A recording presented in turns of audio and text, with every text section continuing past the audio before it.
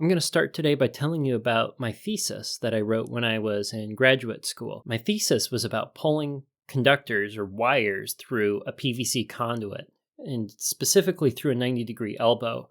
And I was studying the difference between pulling dry wires through versus ones that had something on them to reduce friction. I also was practicing putting these little rollers. Maybe I could make an invention where there's an elbow with little rollers or some sort of mechanical way of reducing friction for pulling the wire through. And I was going to take the results and scale them up so that it could be used as a reference or as a supportive study for something that could make pulling feeder conductors on either like power plants or buildings a little bit easier. It was something that I was pretty passionate about studying. My major professor, bless his heart, he hadn't done any like major experiments and he didn't have any background on something like this when it came to research. He did a lot more thesis reports where you do research and then you write about the research as opposed to you conduct an experiment and then write about the experiment. I mean, both involve research, but the experiment covers more credit hours. And it takes a great deal of background to do experimental design correctly. I did learn quite a bit about how to design an experiment through the process. It was quite educational for me. But this particular project was no small feat. I ended up writing, I think, over 450 odd some pages. This thing was huge. I didn't know how long the paper was going to be when I started. I was hoping that I had narrowed the scope down, that I could keep it in and around 200 pages at max. But the amount of data that I had collected bolstered the paper to quite the size. Let's take a few steps back before we dive into the actual story of writing the paper. Imagine freshman me, anxious, going from homeschooled to college, class of one to a class of everyone. And it's something that I'm nervous about. I want to do really well. Anytime I get a homework assignment, I do it right away. I'm like 2 weeks ahead on doing my homework all freshman year. And that was just the way that I operated. I wanted to make sure that I was ahead of anything that was given to me so that I would never get behind. I would never stress out. I would never be like, oh no, I'm not going to be able to get this thing done before the due date. But as time went along, I became less anxious about what I was being given in school. I became less anxious about having to get things done because while I got used to some homework assignments being so easy, they didn't take that much time. There wasn't a reason other than my stress level to get it done 2 weeks in advance. At least that's how I was processing it. I used it as a rationalization to procrastinate more and more. By the time I rolled around on my fourth and fifth year is when I had to start the thesis, I was probably doing more than half of my stuff the night before it was due. That was not a healthy way to operate.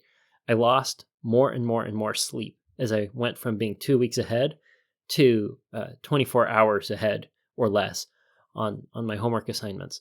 The thing about homework assignments that I was given is most of them were genuinely small. They were things that you could do in a day or two.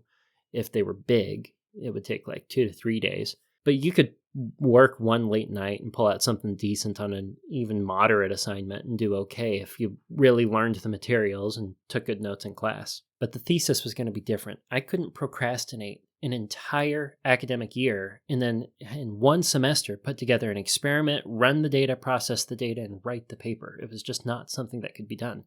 There's a series of memes that I've seen, little graphs, and it's like the level of an engineering student's productivity or an engineer's productivity or a college student's productivity, and it's like flat until the night before the deadline, and the curve on productivity goes up to astronomical or infinite right up to the deadline, and that's kind of how procrastinating functions when it comes to inspiration. It reminds me of the Calvin and Hobbes comic where Hobbes is asking Calvin, hey, when are you going to work on that paper? When are you going to get that assignment done? And he's like, oh, you can't rush the creative process. You got to wait for the right inspiration. And what inspiration is that? Last minute panic. I knew I couldn't do that on this. Just intellectually, I knew I couldn't do it. And I needed a plan. I needed to actually sit down and map out, okay, what are the parts and pieces that need to get done and by when? I started on a non-granular level. I looked at the big picture. I broke it up into basically 4 pieces. The first piece was going to be building the experiment. I figured I could do this the summer before I really needed to start getting stuff done for the project. Then, after that summer, I was going to be able to run the experiment and process the data. And my goal in doing that was, well, once all the data is in front of me, I'll still have a semester, maybe a little more than a semester, to actually write the paper, because I would need some time to process the data and figure out what my results were before I could really write about them. I ended up building the experiment when I was interning in Utah for the job that I had when I was out there. I think that was the summer of 2017. And I remember I had a number of places I lived. That's a story for another day. But I went to the hardware store and I bought the 2x4s, I bought the screws, I bought my first power tool, I bought the conduit and the wires, and was like fabricating all of the little bits and pieces, and I made it modular so I could take it apart. It ended up being like 7 foot in one direction and 7 foot in the other direction on both sides of the elbow. And I ended up coming up with all sorts of fun little ways to pull the wire at a consistent way, varying the speed so I could isolate variables. It was really fun. I ended up getting the bulk of what needed built on that summer, and then I assembled it in my parents' garage at the start of the academic year in order to run the experiment. Running the experiment was a lot more time consuming than I expected. I remember getting homework done, getting assignments done, and then spending almost every bit of free time that I could getting down on one knee on one end of the project, setting up the experiment, going to the other end, running a power drill, and then, recording the results. And I was recording everything on my phone. My phone was looking at this analog gauge, and it was recording videos of all the data for every run, and I would do them iteratively. It took forever.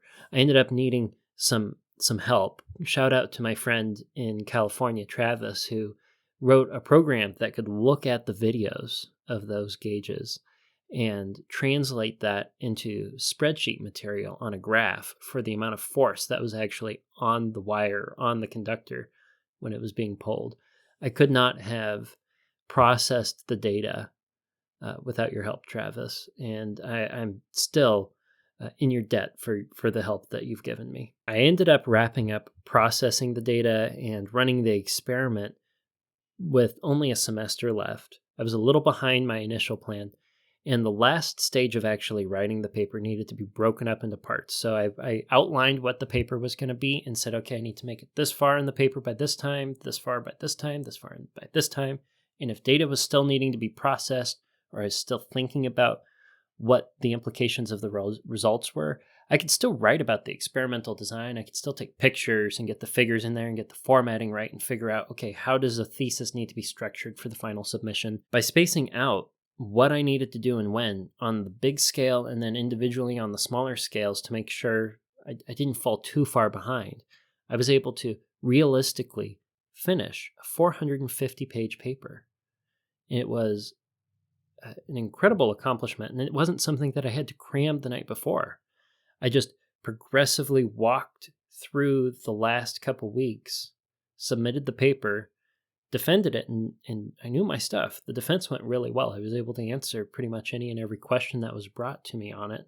The results, if you don't want to look up the paper and read through the whole thing, were that adding the rollers introduced more factors to pulling the wire, and in a number of circumstances actually made pulling the wire through the elbow worse. And that was interesting. I gave reasons for how an experiment could be designed better and where stuff could be studied in the future on this topic. And I'm hoping that maybe someone picks it up or cites that paper. It's not just something that's archived on Kansas State University's website. It's still one of the things that I'm most proud of having done, even if it is now a giant stack of paper.